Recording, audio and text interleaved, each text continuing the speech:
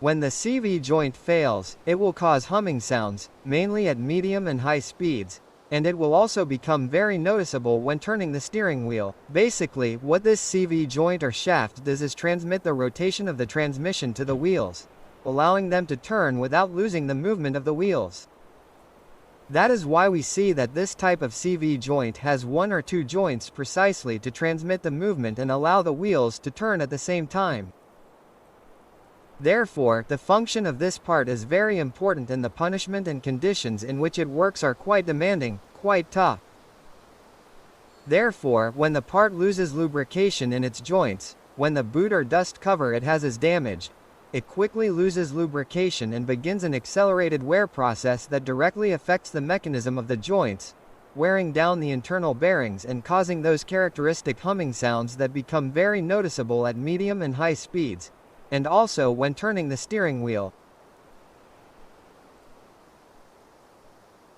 The next part that causes noises, cracking or humming when it fails is the rack and pinion. The rack and pinion is the central part of the vehicle's steering system and is the part that transmits the rotation to the wheels. Basically, what we have is the steering wheel, the steering column, the rack and pinion, the steering ends, and from there it connects to the wheels. In this way, we can turn the vehicle using the steering wheel, and the rack and pinion will be in charge of directing the tires to the sides. Therefore, when we have problems with vibrations in the steering wheel and noises under the vehicle, one of the first parts we have to suspect is the steering ends, as we mentioned initially. But there will be some cases where the steering ends are not the problem and the problem is directly the rack and pinion.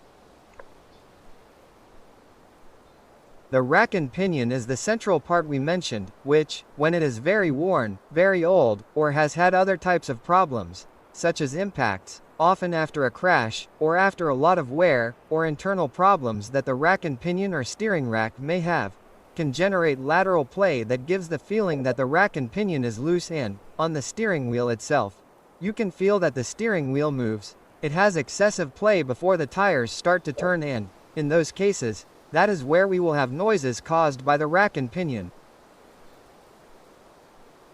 And in the case of a failure related to the rack and pinion or steering box, depending on the steering system of each vehicle, the way to detect it is the same as with the steering terminals.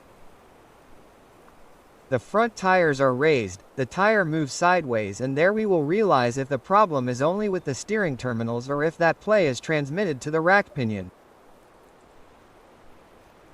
When this is the case, the play that we detect in the tire when moving it manually feels loose. It feels loose, that excessive play is felt, and there we will realize that the problem is more related to the rack and pinion or the steering rack.